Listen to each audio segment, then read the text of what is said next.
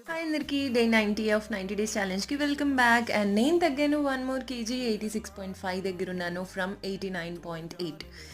and 6:30కి నేను తాగేశాను నా జీరా water and morning ఈరోజు వాకింగ్కి వెళ్ళామన్నమాట బికాజ్ ఈయన కూడా ఆఫీస్కి వెళ్ళలేదు and weather was so pleasant అందుకని ఒక 1 hour వాక్ చేసేసి ఇంటికి వచ్చి ఫ్రెష్ అప్ అయిపోయాక యమ్మీ పొంగనాలు సద్దలతోటి చేసిన దోసపిండితో పొంగనాలు అండ్ పీనట్ చట్నీ